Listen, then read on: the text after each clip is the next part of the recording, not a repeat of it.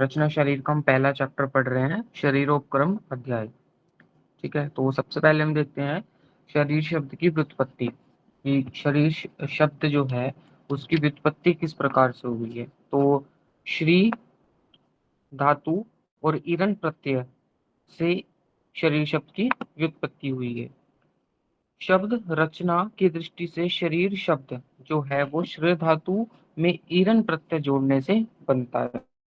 ठीक है, तो शरीर शब्द का अर्थ क्या है? शीर्यते इति शरीरम, अर्थात जिसका क्षय होता रहे उसे शरीर कहते हैं, मतलब जिसका दिन प्रतिदिन क्या हो, शरण हो।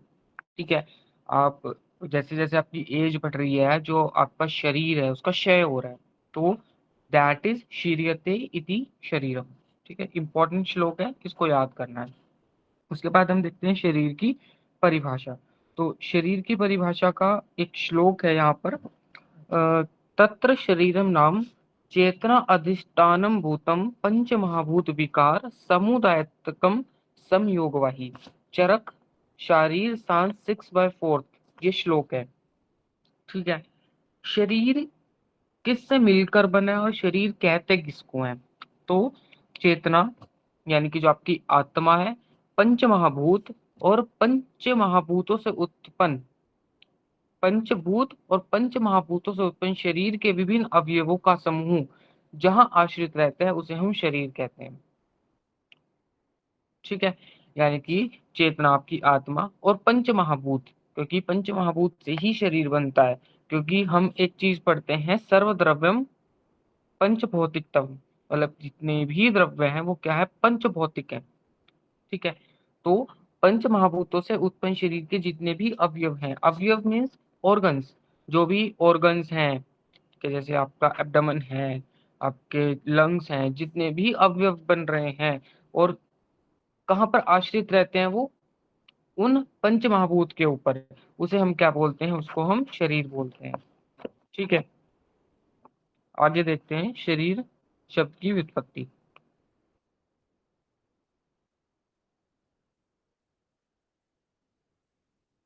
ठीक है, तो शारीर, शारीर शरीर नहीं, यहाँ पे हम शारीर शब्द की बात, शारीर की बात कर रहे हैं। तो शारीर क्या है? शरीर में उण प्रत्यय जोड़ने से शारीर शब्द की उत्पत्ति होती है। तो अगर हम शारीर शब्द में उण प्रत्यय जोड़ दें तो किसकी उत्पत्ति होती है? शारीर शब्द की उत्पत्ति होती है। ठीक है, अब है शरीर ज्ञान प्रयोजन। ठीक है, हमें शरीर जो हमारा ये बॉडी है, तो हमें इसके बारे में जानने की क्यों नहीं? ठीक है, तो इसका हमें ज्ञान क्यों होना चाहिए? तो उसका क्या ऑब्जेक्टिव है? तो जो चिकित्सक संपूर्ण शरीर का सभी प्रकार से तथा सभी समय ज्ञान रखता है, वही वैद्य जगत को आरोग्य प्रदान करने वाला आयुर्वेद शास्त्र को संपूर्ण रूप से जानता है। मतलब देखो, एक वैद्य है, उसको चिकित्सा करनी है, एक चिकित्सक है, उसको चिकित्सा करनी है। अगर उसको संपूर्ण शरीर का यानी उसको इंटरनल ऑर्गन्स का पता ही नहीं होगा, ठीक है, उसे पता ही नहीं है कि इंटरनली ऑर्गन्स क्या क्या हैं, ठीक है, हमारा जो शरीर है वो किस धातु से बना है, किस चीज से बना है। ठीक है, तो जितने भी चिकित्सक हैं उनको हमारे जो शरीर है उसकी संपूर्ण क्या होनी चाहिए, जानकारी होनी चाहिए। ठीक है, तो जो भी वैद्य है उसको आयुर्वेद शास्त्र का संपूर्ण ज्ञान होना चाहिए। ठीक है, ताकि वो जो आरोग्य प्रदान कर से, आरोग्य वो कैसे प्रदान करेगा, आरोग्यता कैसे प्रदान करेगा? अगर उसको शरीर का पूरी नॉलेज होगी तो वो क्या कर पाएगा, आरोग्य को प्रदान कर पाएगा। उसके बाद हम देखते हैं षडंग शरीर। षडंग, षडंग का अर्थ होता है छह। ठीक है, तो शरीर के छह अंग होते हैं। ठीक है, चार शाखाएं, मध्य शरीर और सिर। ठीक है, आगे देखते हैं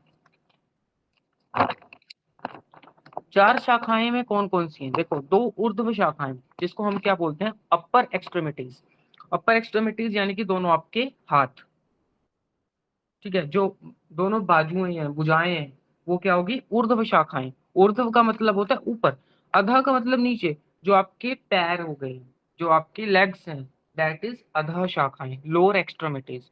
मध्य शरीर जो आपके चेस्ट रीजन है, एब्डोमेन रीजन है, दैट इज मध्य शरीर। और सिर यानी कि हेड एंड नेक, आपकी नेक और आपका हेड, वो क्या हो गया, षडंग शरीर ये हो गया आपका डिवीजन। ठीक है, अब देखते हैं मृत शरीर का संशोधन। ठीक है, डेड बॉडी है तो उसका हम प्रिजर्वेशन कैसे करना है, क्योंकि आज के टाइम में हम क्या करते हैं, कैडेवर का डाइसेक्शन करते हैं। तो हमें उस समय में जो आचार्य सुश्रुत जी थे, ठीक है, तो उस समय में जो आचार्य सुश्रुत जी थे वो भी मृत संशोधन किया करते थे, यानी कि डाइसेक्शन किया करते थे बॉडी का। आज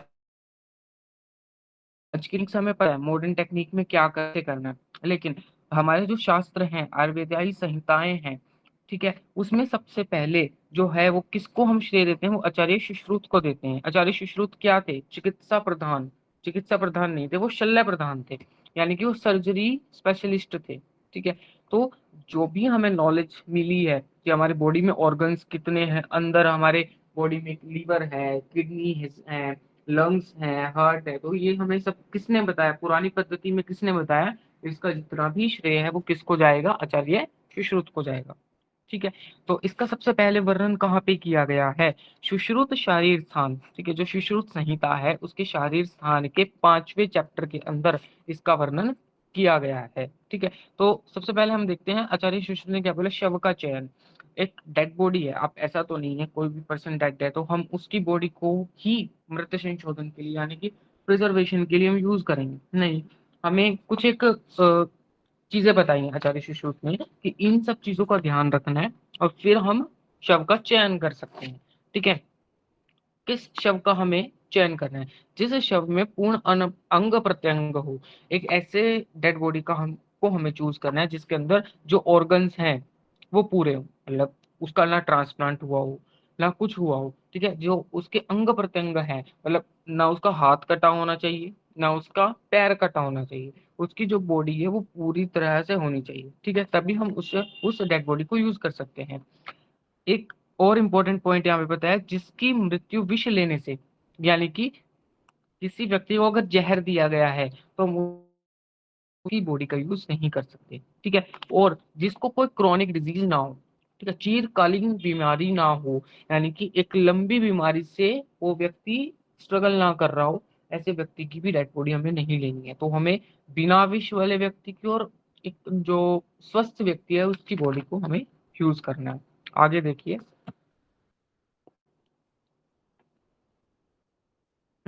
जो उसकी उम्र है वो कितनी होनी चाहिए, 100 वर्ष से कम होनी चाहिए। ठीक है, वैसे 60 वर्ष से कम हो तभी अच्छा रहता है, बट आचार्यों ने 100 वर्ष से कम उसकी बॉडी को बताया है।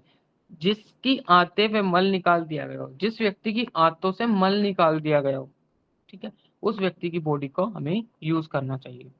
ठीक है, तो इस प्रकार से शव का क्या करना चाहिए, संरक्षण करना चाहिए। संरक्षण का मतलब होता है प्रिजर्वेशन।